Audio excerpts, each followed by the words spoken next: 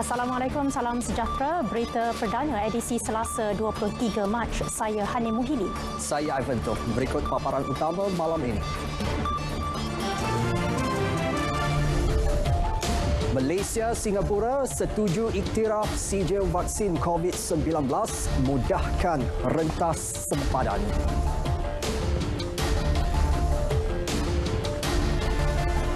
Kastam patahkan cubaan seluduk 3 kontena pil Captagon RM5.2 bilion didalangi sindiket antarabangsa.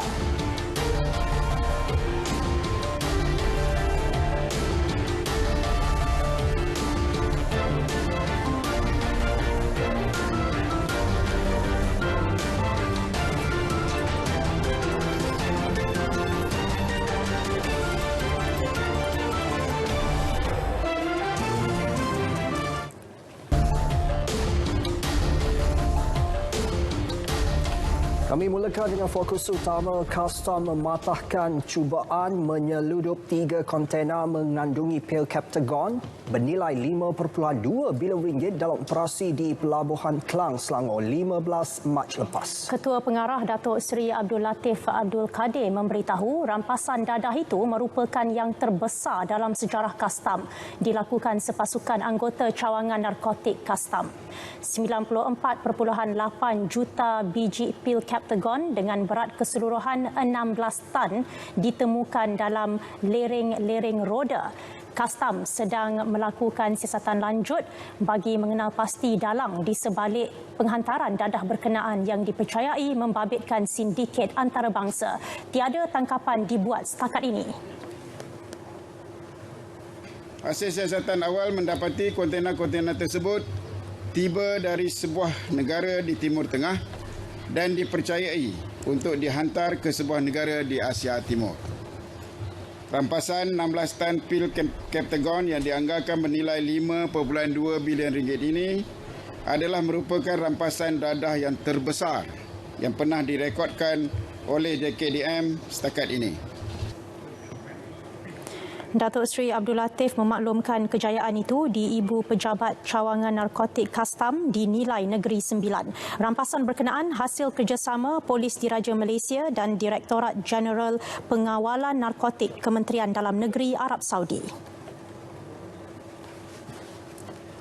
Malaysia Singapura mengulangi komitmen untuk saling mengiktiraf sijil vaksin COVID-19 bertujuan memudahkan perjalanan rentas sempadan pada masa depan. Menteri Luar Datuk Seri Hishamuddin Tun Hussein dan rakan sejawatannya Dr. Vivian Balakrishnan senada dengan keputusan itu. Ya, kedua-dua negara juga akan terus memperluaskan program vaksinasi kebangsaan masing-masing untuk memberi vaksin kepada pemastautin termasuk rakyat Malaysia yang tinggal di Singapura dan warga Singapura yang tinggal di Malaysia. The earlier arrangements which Vivian and I worked on, whether it's the reciprocal green lane or the periodic movement, and now we're adding the compassionate movement of citizens. The added value that we can put into the formula is the vaccination rollout. Yes.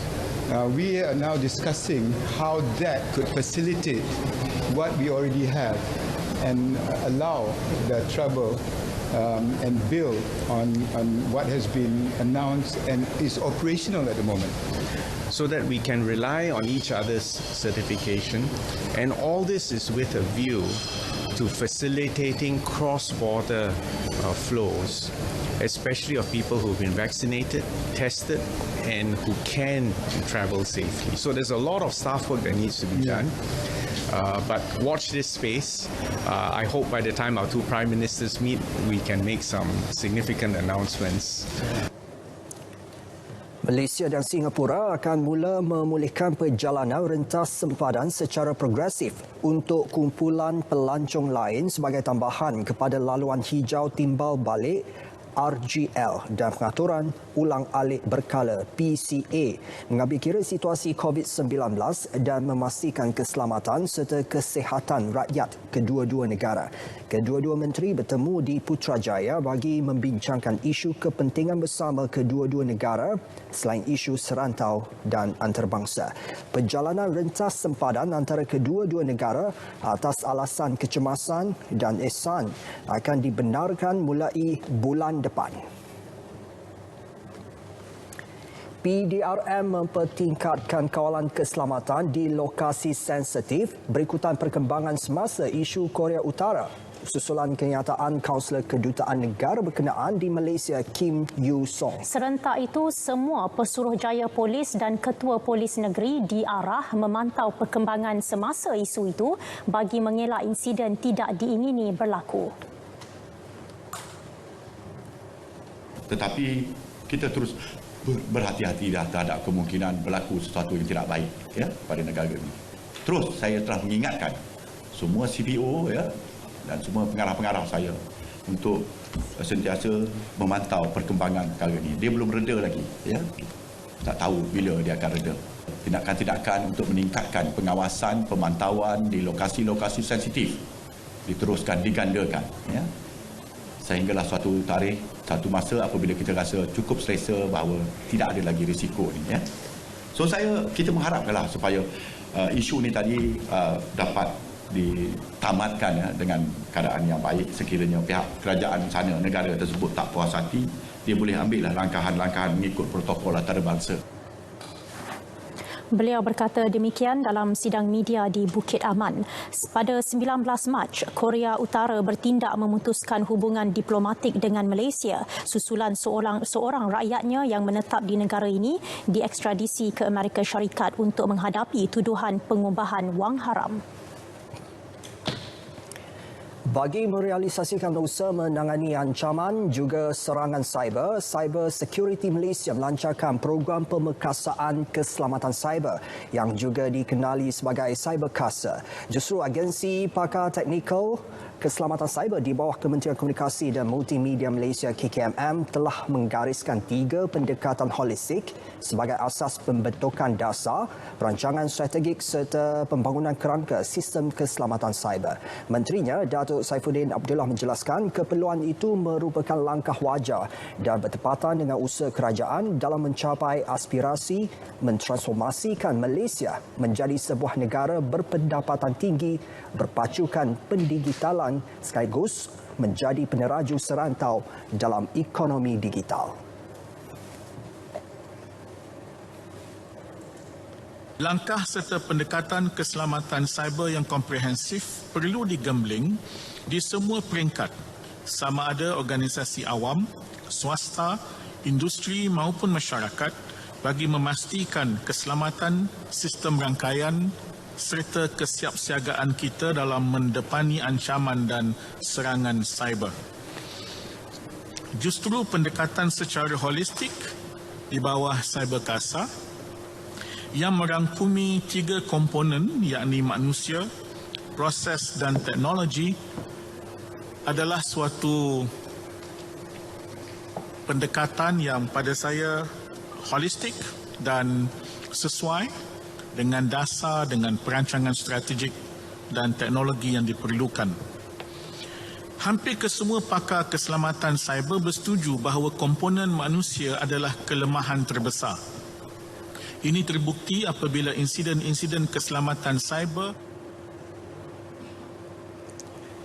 Beliau menyatakannya pada Majlis Pelancaran Cyberkasa di Cyberjaya. Terhadir Ketua Setiausaha KKMM Datuk Seri Muhammad Mentik dan Perusi Ahli Lembaga Pengarah Cyber Security Malaysia Jeneral Besara Tan Sri Muhammad Azumi Muhammad.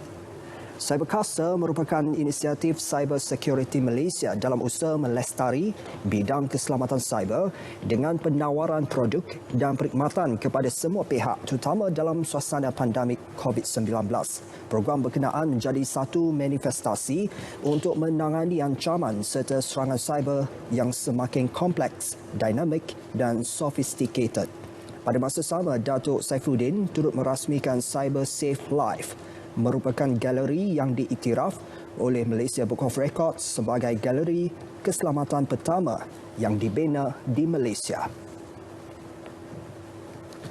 Dalam perkembangan berkaitan, Datuk Saifuddin memaklumkan kementerian sedang bekerjasama dengan Universiti Multimedia Malaysia menyediakan kertas kabinet pada peringkat dasar untuk mencadangkan pindaan akta berkaitan anti-buli cyber.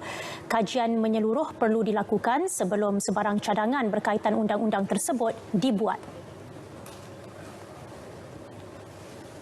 Akta anti-buli cyber ini kita kerjasama dengan Malaysia Multimedia University.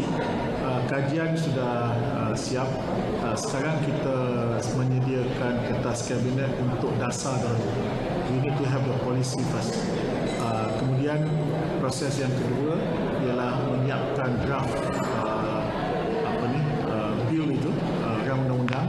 Itu memanglah itu akan melibatkan pihak Jabatan Peguam Negara. We have an idea, we have a rough idea what it should look like.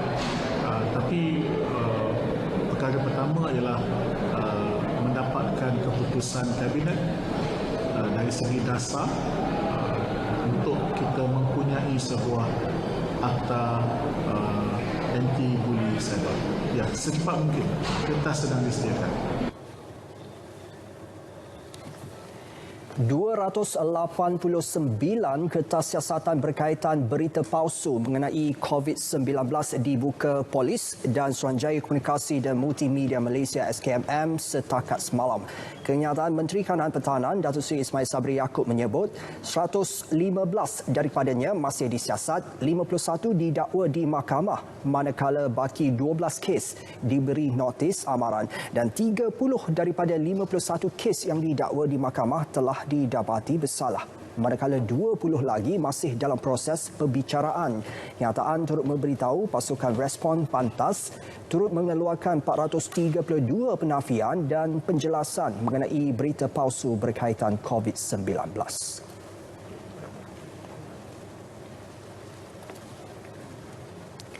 Beralih kepada situasi semasa COVID-19, jumlah kes baharu hari ini 1,384 mengatasi kes sembuh 1,058 dan sekaligus menjadikan jumlah kes aktif naik kepada 14,454. 6 kes kematian turut dilaporkan menjadikan jumlahnya kini 1,244. Berikut data terkini COVID-19, diikuti kes positif harian mengikut negeri.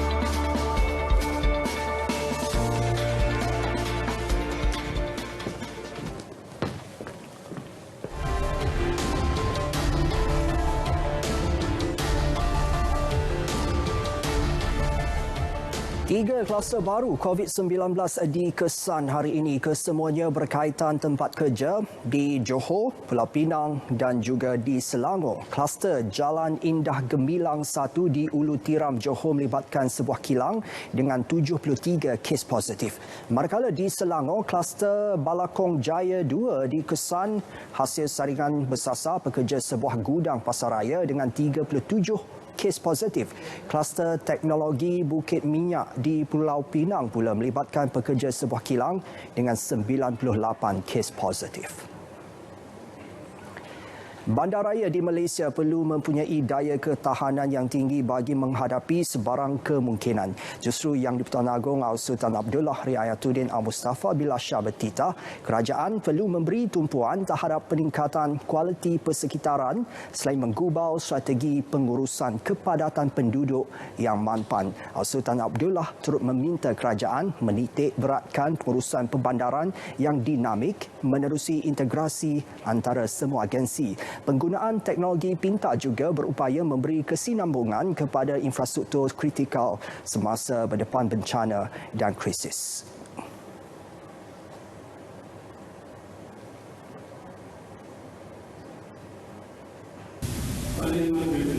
Amalan dan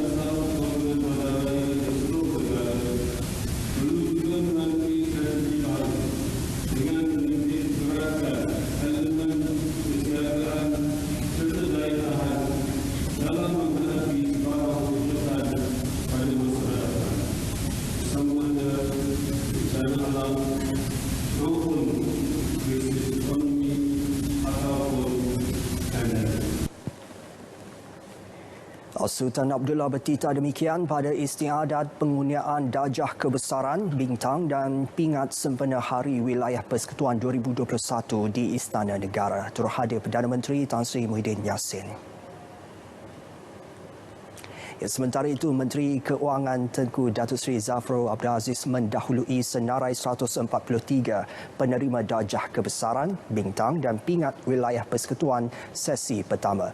Beliau dikurniakan Darjah Kebesaran Seri Utama Mahkota Wilayah SUMW yang membawa gelaran Datuk Seri Utama. Turut dikurniakan Darjah Kebesaran yang sama Menteri Besar Pahang Datuk Seri Wan Rusdi Wan Ismail. 15 individu lain dikurniakan Darjah Kebesaran Seri Mahkota Wilayah SMW yang membawa gelaran Datuk Seri, antaranya Menteri Tenaga, Tek dan Sumber Asli Datuk Seri Dr. Samsul Anwar Nasara dan Menteri di Jabatan Perdana Menteri Parlimen dan Undang-Undang Datuk Seri Taqiyuddin Hassan. Sementara itu, 41 individu dianugerahkan Darjah Kebesaran Panglima Mahkota Wilayah PMW yang membawa gelaran Datuk. Mereka termasuk Menteri Kanan Pendidikan Datuk Dr. Muhammad Razi Jidin dan Menteri Perumahan dan Kerajaan Tempatan Datuk Zuraida Kamarudin. Selain itu, 21 individu menerima Darjah Kebesaran Johan Mahkota Wilayah JMW, manakala 26 individu lagi dianugerahi Darjah Kebesaran Kesatria Mahkota Wilayah KMW. Tidak ketinggalan, 11 individu dianugerahkan Darjah Kebesaran Ahli Mahkota Wilayah AMW dan 27 individu menerima Darjah Kebesaran Pingat Pangkuan Mahkota Wilayah PPW. Penggunaan kalimah Allah dalam kitab Bible terjemahan bahasa Melayu atau percetakan buku dan tulisan agama Kristian dalam sebarang bentuk adalah dilarang sama sekali di Selangor. Demikian Titah Sultan Selangor Sultan Sarifuddin Idris Shah.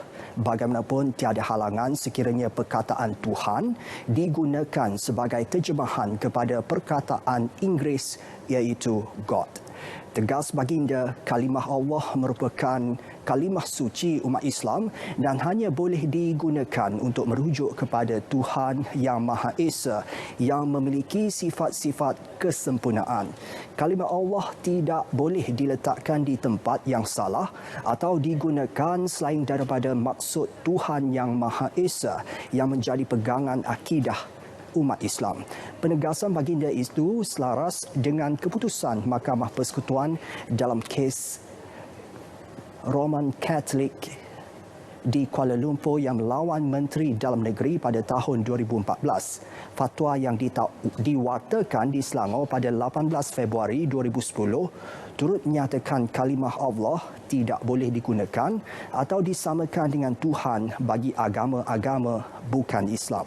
Umat Islam wajib menyekat penggunaan kalimah Allah jika terdapat unsur penyalahgunaan atau penghinaan terhadap kalimah itu. Baginda turut bertitah agar rakyat bukan beragama Islam di negeri Selangor sentiasa akur dan mematuhi larangan penggunaan kalimah Allah seperti yang diperuntukkan dalam enakmen agama bukan Islam. Sebagai Ketua Agama Islam Selangor, Sultan Sarifuddin akan mempertahankan kesucian kalimah Allah itu selari tuntutan agama.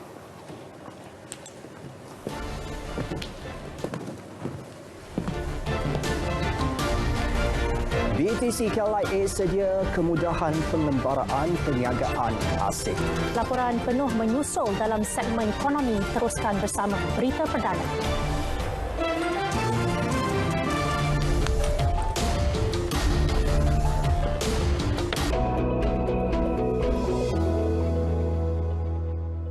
Assalamualaikum dan salam sejahtera.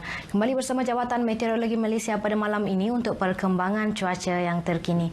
Kita mulakan laporan cuaca dengan melihat terlebih dahulu pada paparan imej carta angin semasa, di mana diperhatikan keadaan angin di rantau negara masih lagi bertiup dari arah timur laut dengan kelajuan kencang boleh melebihi 60 km per jam dan juga ketinggian ombak masih lagi boleh melebihi 4.5 meter.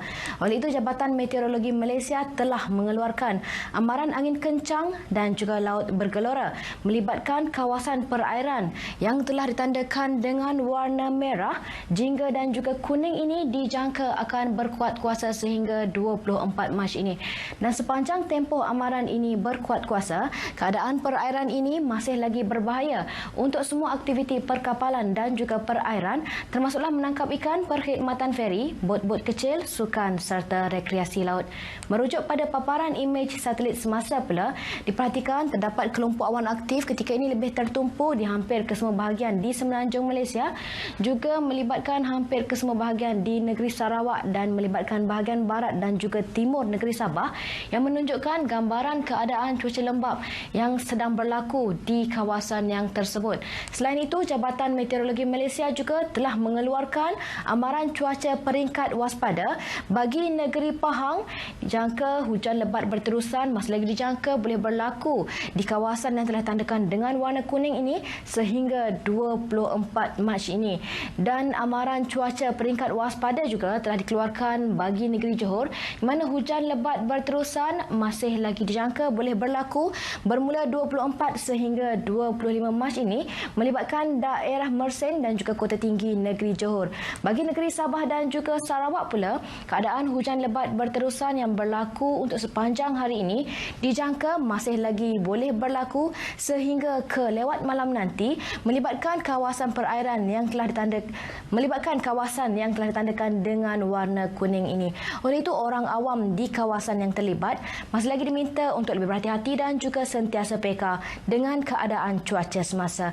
Baik, ini sahaja ramalan cuaca yang dapat saya kongsikan pada malam ini. Untuk mendapatkan maklumat cuaca yang lebih terperinci, anda boleh layari laman sesawang kami di www.mat.gov.my atau menerusi laman sosial media kami seperti yang telah tertera di sini. Sekian dahulu dari Jabatan Meteorologi Malaysia, saya Atika Marziah. Assalamualaikum dan salam sejahtera.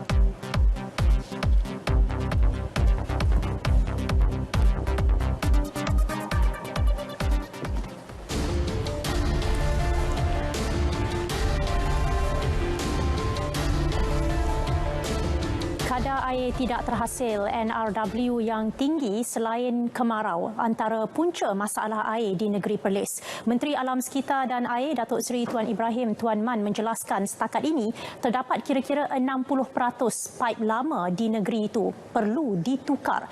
Ketika ini syarikat air Perlis sedang giat membekalkan air kepada penduduk.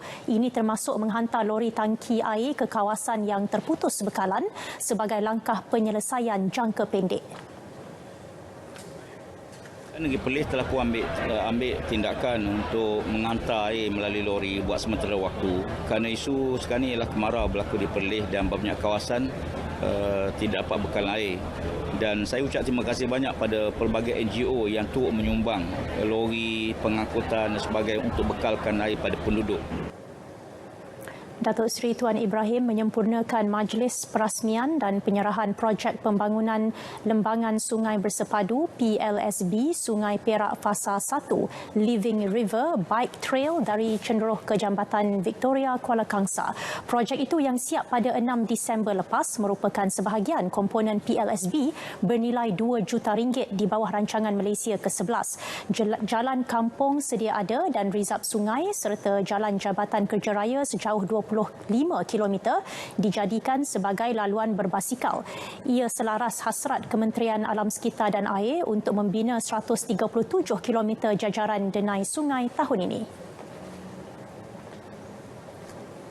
RM151.3 juta dibelanjakan menerusi inisiatif wilayah Cakna yang berjaya memberi manfaat kepada kira-kira 530,000 individu. Menteri Wilayah Persekutuan Tan Sri Anwar Musa berkata inisiatif itu merupakan komitmen menjana semula ekonomi rakyat yang terkesan susulan pelaksanaan Perintah Kawalan Pergerakan PKP. Ini tidak termasuk segala bantuan yang kerajaan berikan melalui pakej rancangan ekonomi kreatif rakyat yang merupakan bantuan tambahan daripada kerajaan Tuanku yang turut dinikmati oleh warga wilayah tersebut. Dalam jangka masa pendek serta dalam fasa pemulihan COVID-19, inisiatif ini merupakan sebahagian daripada komitmen kerajaan ke bawah budi yang maha mulia pada kebaginda Tuanku untuk mempergiatkan lagi usaha memulih dan menjana semula ekonomi di seluruh wilayah tersebut.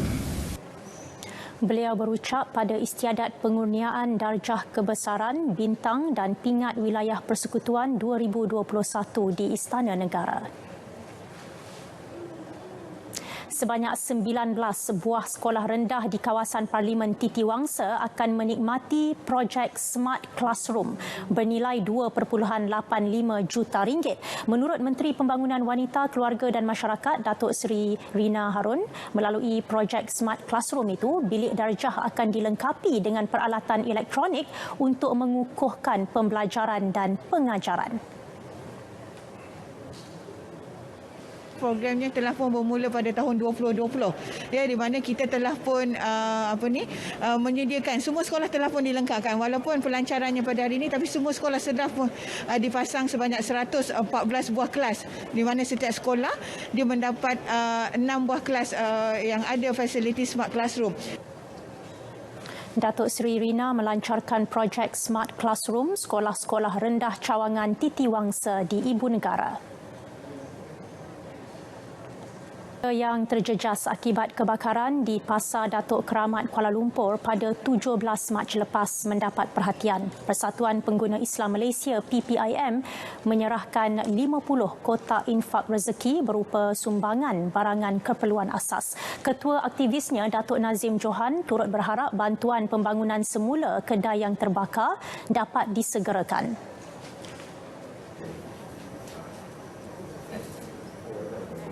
Kita harap pihak berkuasa dan saya minta menteri kita ya, Tan Sri kita untuk membantu apa yang boleh dan mengikut maklumat dia amat proaktif dan kita harapkan sesuatu dapat dilakukan dengan segera sebelum bulan puasa ni pun, pasal kita harap benda ni perniagaan dapat dijalankan bagi menjadi punca sumber rezeki kan. Kita dah ada keadaan macam ni, kalau benda ni lewat kot jadi masalah lebih besar kepada ya keluarga yang ada di sini.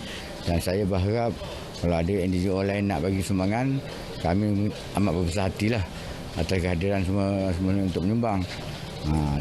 Kita tahu hari ini COVID, maknanya sekarang ni ada peniaga-peniaga dekat sini semua memang dah lama bermasalah berniaga kan. Hari ini bila berlaku kebakaran, maknanya lagi teruklah orang nak berniaga. Tak boleh berniaga langsung lah maknanya. Selama ni mungkin orang boleh berniaga. Walaupun COVID boleh berniaga. Tapi hari ini langsung tak boleh berniaga. Saya harap ada agensi-agensi lain yang sudi datang. Semalam, satu perbincangan antara Menteri Wilayah Persekutuan Tan Sri Anwar Musa dan Dewan Bandaraya Kuala Lumpur DBKL berhubung tindakan susulan yang akan diambil berhubung isu itu. Tragedi kebakaran yang berlaku menyebabkan lebih 40 kedai di Pasar Datuk Keramat terbakar dan tidak melibatkan sebarang kemalangan jiwa. Rayuan bekas Ketua Setiausaha Kementerian Kemajuan Luar Bandar dan Wilayah Datuk Muhammad Arif Abdul Rahman untuk mengetepikan hukuman penjara 3 tahun dan denda RM3 juta terhadapnya akibat rasuah ditolak Mahkamah Tinggi Kuala Lumpur.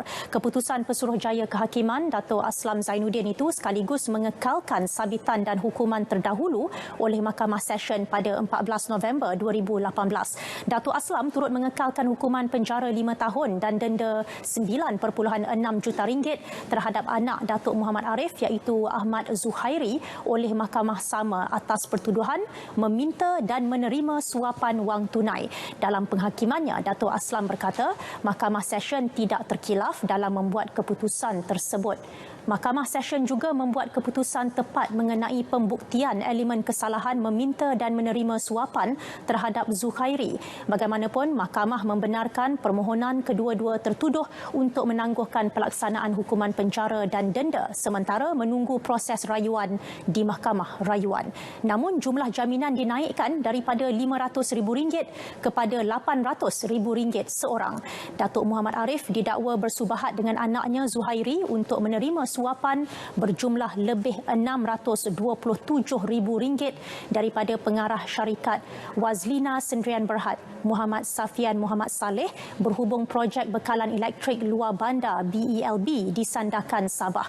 Ia sebagai upah memberi projek BELB sistem solar hybrid di Sandakan secara rundingan terus kepada syarikat Eramas Malaysia Sendirian Berhad pada tahun 2016. Seorang ahli perniagaan mengaku tidak bersalah di Mahkamah Session Shah Alam atas 2 pertuduhan rasuah berjumlah RM476,000 bagi membantu melepaskan 22 warga negara Cina tahun lalu. Tertuduh Datuk Seri Muhammad Al-Faizal Muhammad, 45 tahun, membuat pengakuan itu di hadapan Hakim Rozilah Saleh. Mengikut pertuduhan utama, tertuduh didakwa secara rasuah meminta suapan RM300,000 daripada seorang ahli perniagaan sebagai dorongan untuk membantu melepaskan 22 warga Cina dari tahanan polis dan Jabatan Imigresen. Manakala bagi pertuduhan pilihan, tertuduh didakwa secara rasuah bersetuju menerima wang tunai berjumlah RM176,000 daripada individu sama untuk tujuan yang sama. Kedua-dua kesalahan dilakukan pada 22 September tahun lepas di sebuah restoran di Jalan 2, Kampung Baru Subang, Petaling pada pukul 9.30 malam. Untuk itu, tertuduh didakwa mengikut Seksyen 16(A) Akta Suruhanjaya Pencegahan Rasuah Malaysia SPRM 2019 dan boleh dihukum di bawah Seksyen 24(1) Akta sama. Pendakwaan dikendalikan Timbalan Pendakwa Raya SPRM Fadli Abdul Wahab, manakala tertuduh diwakili Peguam T. Tamil Salvan dan Benedict Anand. Mahkamah kemudiannya membenarkan tertuduh diikat jamin RM100,000 serta membatalkan waran tangkap yang dikeluarkan terhadapnya atas kegagalan tertuduh menghadiri pertuduhan kes yang sepatutnya dijalankan semalam.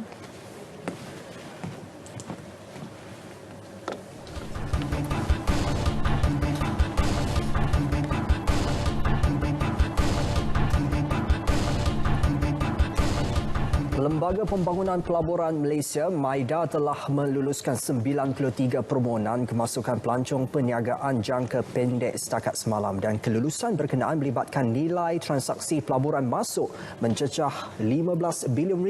Menteri Kanan, Perdagangan Antarabangsa dan Industri Datuk Seri Muhammad Azmin Ali memberi jaminan kerajaan menerusi MIDA terus komited dalam menyediakan ekosistem mesra pelabur. Kesediaan berkenaan termasuk menyediakan persekitaran selamat dengan mewujudkan pusat pelancong perniagaan atau Business Traveller Centre BTC di KLIA.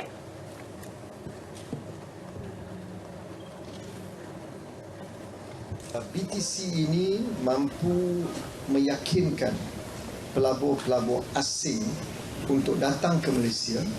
Selain daripada kejayaan Malaysia menangani penularan COVID-19, kita juga menjamin keselamatan mereka ketika berada di Malaysia.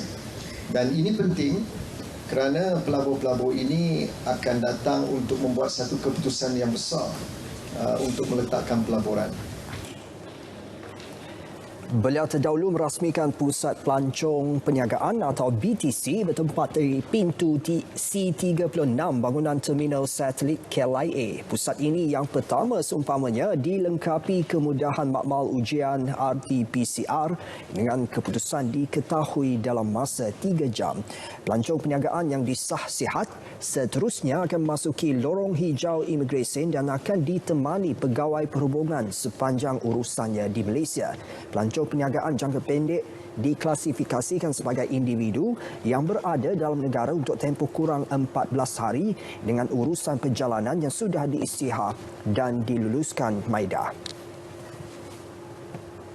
Sebelum ke paparan seterusnya, Ivan, sebentar tadi telah masuk waktu solat fardu isyak bagi wilayah Persekutuan Kuala Lumpur dan kawasan-kawasan yang sama waktu dengannya. Selamat menunaikan solat fardu isyak. Kita teruskan, 25 syarikat pertengahan disasar menyertai program pembangunan syarikat peringkat pertengahan MTCDP tahun ini. Timbalan Menteri Perdagangan Antarabangsa dan Industri Datuk Lim Ban Hong memaklumkan setakat ini program berimpak tinggi itu telah membantu 275 syarikat pertengahan sejak diperkenal pada tahun 2014. Jelas beliau, bagi 2019 dan 2020 sebanyak 63 syarikat pertengahan menyertai program terbabit.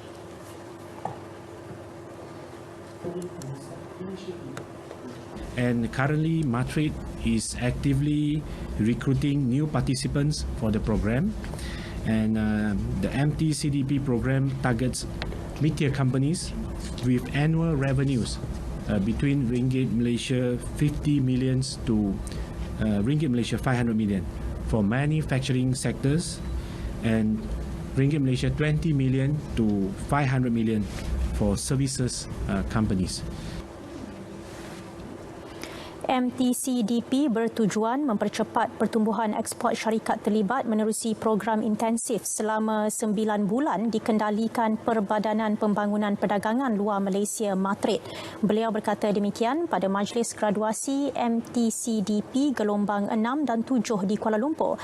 Pada 2019, pendapatan ekspor peserta MTCDP mencecah 14.16 bilion ringgit dengan peningkatan 22.5% berbanding tahun sebelumnya. Suruhanjaya Security Malaysia SC mengarahkan 7 pengendali terdiri daripada entiti dan individu untuk menghentikan serta menamatkan semua aktiviti berkaitan nasihat pelaburan tidak berlesen. Perintah henti dan hindar itu dikeluarkan selepas pengendali didapati menjalankan perniagaan memberi nasihat security atau derivatif termasuk cadangan pelaburan saham-saham setelah pembayaran fee dibuat. 7 pengendali dan penasihat tidak berlesen itu antaranya Don Trader, Engineer Saham, Felix Consulting dan Teknik Saham. Khidmat nasihat pelaburan biasanya dijalankan menerusi aplikasi Telegram, WhatsApp dan Facebook. Menurut SC, menyediakan nasihat pelaburan merupakan aktiviti yang dikawal selia dan memerlukan lesen di bawah Akta Pasaran Modal dan Perkhidmatan 2007 CMSA. Mana-mana individu yang menjalankan perniagaan menyediakan nasihat pelaburan tanpa lesen melakukan kesalahan di bawah CMSA dan boleh dihukum denda tidak melebihi 10 juta ringgit atau penjara tidak melebihi 10 tahun atau kedua-duanya. Usahawan Bumiputera di Sarang lebih berani meneroka potensi sektor perkayuan dan perabot di peringkat antarabangsa. Timbalan Menteri Perusahaan, Peladangan dan Komoditi Datuk Seri Dr. Wee Jack Seng berkata, ketika ini sumbangan usahawan Bumiputera dalam ekspor produk perkayuan masih rendah berbanding nilai ekspor keseluruhan negara. Tapi untuk Bumiputera tak sampai 1-2%. Jadi agak kecil. Ini tidak berarti. Sebab tu selain daripada program venture, kita juga kenakan program Smart Partnership supaya syarikat-syarikat bukan Bumiputera yang berjaya, ya, kita dapat memberikan tenaga bantu kepada usahawan yang ingin menjadi usahawan baharu dalam Bumiputera, bantu mereka. Sebab tu adanya konsep subcontract atau mentor-mentee ini. Kementerian menyasarkan penyertaan usahawan Bumi Putra dalam sektor berkenaan meningkat kepada 600 orang menjelang 2025 berbanding 471 orang menurut data terkini. Datuk Seri Dr. Wee hadir pada Majlis Anugerah Usahawan Baharu Bumi Putra sektor perkayuan di Putrajaya. Seramai 20 usahawan Bumi Putra menamatkan sesi latihan di bawah program Ventures yang bertujuan meningkatkan penglibatan syarikat Bumi Putra dalam sektor perkayuan. Turut diadakan sesi menandatangani memorandum perjanjian bersama dua rakan strategik, Promcon Enterprise Sdn Bhd dan Pusan Furniture Industries Sdn Bhd.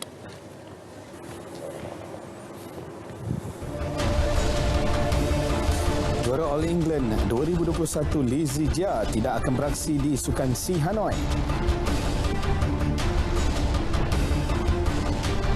FM akan teliti prestasi pengadil kontroversi.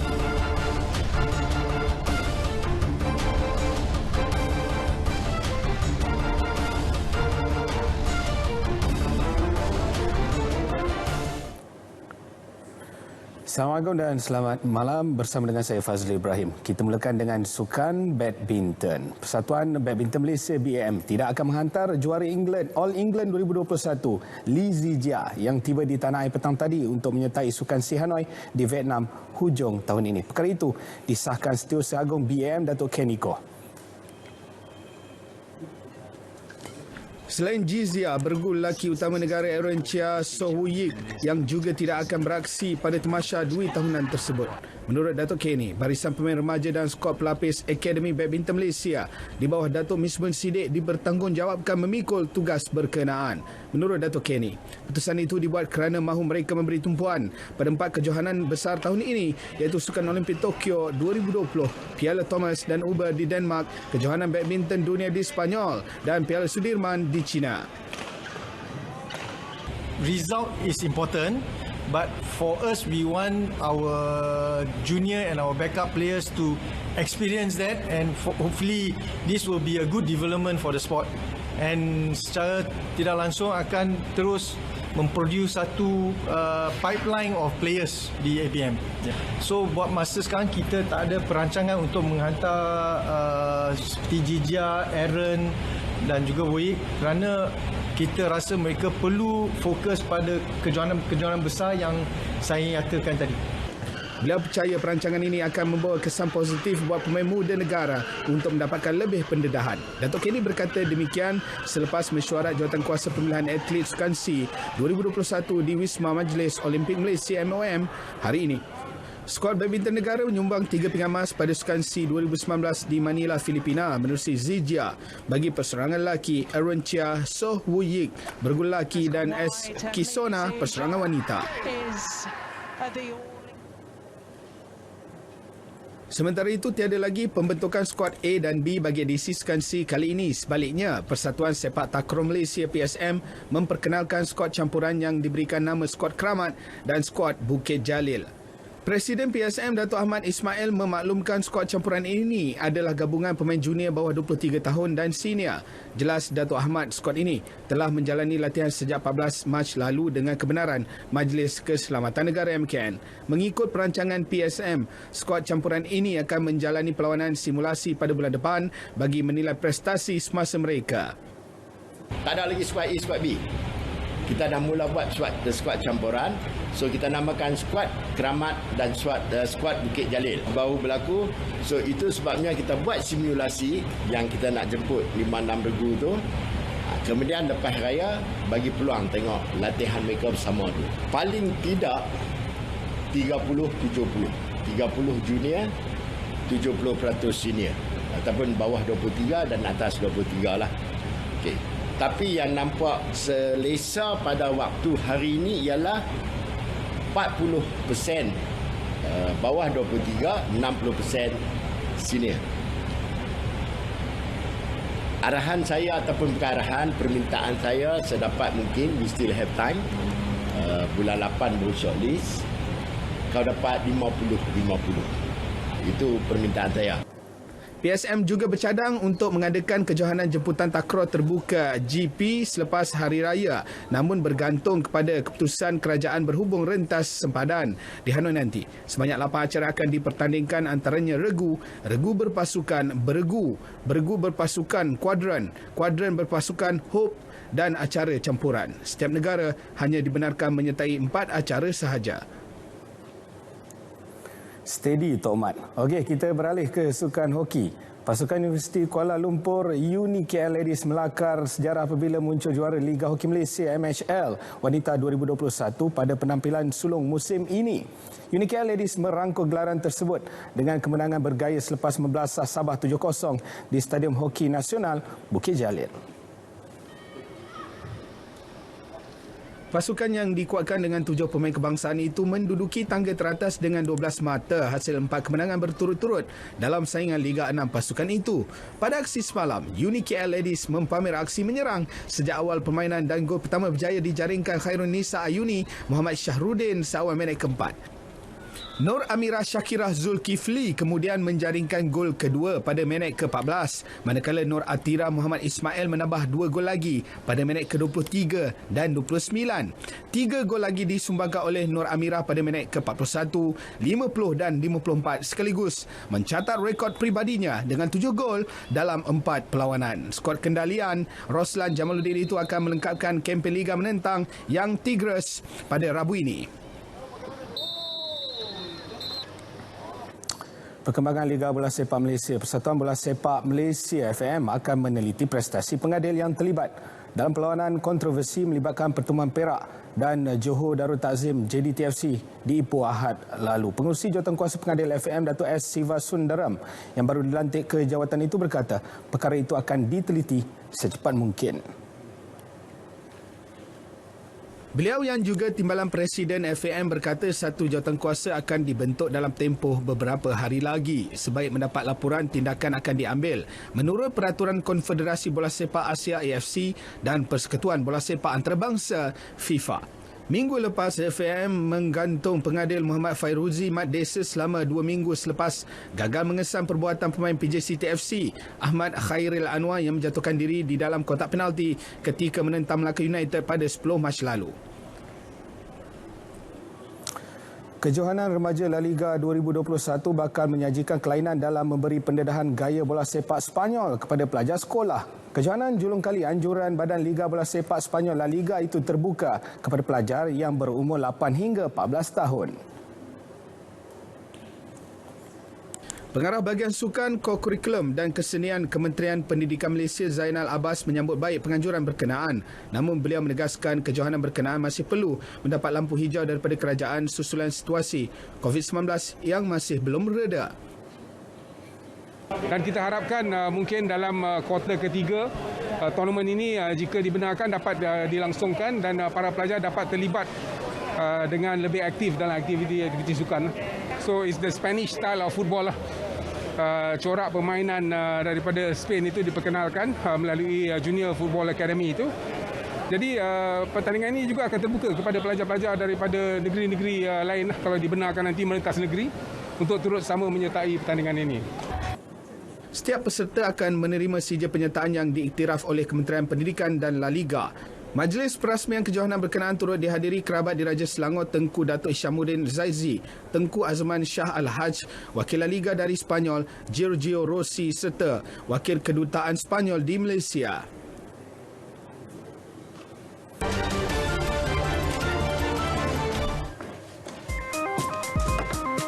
Sifat kedekut sepasang suami isteri di Idaho, Amerika Syarikat membantu keluarganya berjimat selama bertahun-tahun. Kedengaran agak aneh, langkah penjimatan keluarga ini dengan makan bangkai haiwan yang ditemui di tepi jalan. Vicky dan suami serta 2 anak mereka bersama-sama memburu bangkai haiwan yang mati di tepi jalan untuk dijadikan makanan. Dan mereka mampu berjimat ketika sambutan Hari Christmas dan hari jadi rakan-rakannya. Memandangkan Vicky akan mengambil kulit haiwan jalanan untuk dijadikan hadiah seperti topi dan sarung tangan. Payung terjun merupakan aktiviti mencabar dan memerlukan perancangan teliti sebelum melakukannya. Sekiranya aspek keselamatan diabaikan, aktiviti itu mampu mengundang bahaya. Inilah yang terjadi kepada seorang tentera Rusia apabila payung terjunnya tersangkut pada ekor helikopter ketika melakukan aktiviti terjunan di udara. Keadaan tersebut menyebabkan tentera berkenaan seolah-olah tergantung di udara. Kejadian cemas itu dirakam orang awam yang turut berada di lokasi kejadian. Menyedari situasi itu, juruterbang helikopter bertindak menerbangkan pesawat ini secara berhati-hati bagi menyelamatkan nyawa individu berkenaan. Tindakan pantas seorang pesalah berjaya menyelamatkan nyawa seorang anggota polis yang tercekik gula-gula getah ketika sedang bertugas. Menerusi dashcam kereta peronda, anggota berkenaan nahan seorang individu, tapi secara tiba-tiba anggota polis berkenaan tercekik gula-gula getah membuatkannya sukar bernafas dan akhirnya rebah. Menyedari keadaan genting itu, suspek yang ditahan memberi pertolongan bagi mengeluarkan gula-gula getah berkenaan daripada kerongkong anggota polis itu. Anggota polis itu dilihat kemudian melepaskan pesalah kerana menyelamatkan nyawanya. Video berkenaan tular di media sosial dan dikongsikan di Facebook.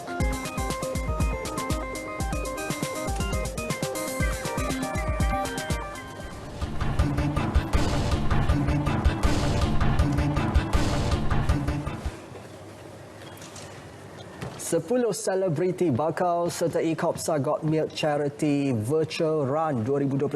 Anjuran Koperasi Industri Muzik Malaysia Berhad Kopsa bagi mengumpul dana kira-kira RM50,000. Wang tersebut bakal disalurkan kepada penduduk yang memerlukan di Sempurna Sabah menerusi kerjasama Yayasan Maghfirah. Kopstar 2021 akan disertai Ella, Ernie Zakri, Kai Bahar, Kasih Lia Bishara, Liza Hanim, Mak Diva Kopstar, Nakiu, Noh Saleh, Siti Nordiana dan Syamil. Larian secara maya sejauh 5 km bermula 22 Mei dan berakhir pada 2 Jun. Pendaftaran untuk menyertainya dibuka kepada orang ramai sejak 18 Mac lalu hingga 1 Mei ini melalui pautan selebriti dan personaliti pilihan anda.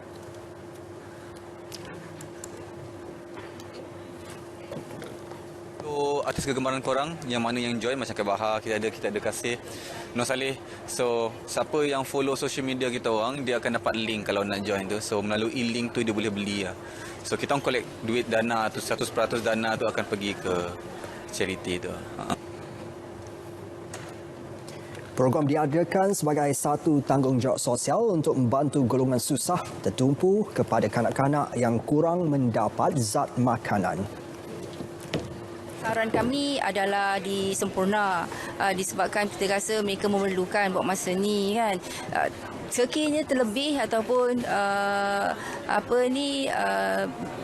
penyertaan tu ramai dengan dana yang terkumpul tu banyak, mungkin kami akan buat juga ke bahagian tu mungkin akan salurkan ke tempat yang lain pula untuk membantu kanak-kanak yang memerlukan di Sempurna Sabah. Okey, setahu Kasih yang diterterakan di skrin tadi, based on the video that I saw, kanak-kanak minum susu, minum air gula instead of susu yang berkhasiat. So I feel so pity for them. And niat Kasih untuk join is untuk collect lagi banyak penyertaan so that kita boleh collect more dana untuk kita beli susu yang berkhasiat kepada mereka. Berita perdana edisi 23 Mac 2021 berakhir di sini. Daftar di MySejahtera untuk janji temu vaksinasi COVID-19. Lindung diri, lindung semua. Dan terus patuhi SOP untuk kita sama-sama putuskan rantaian jangkitan COVID-19. Assalamualaikum. Salam sejahtera, jumpa lagi.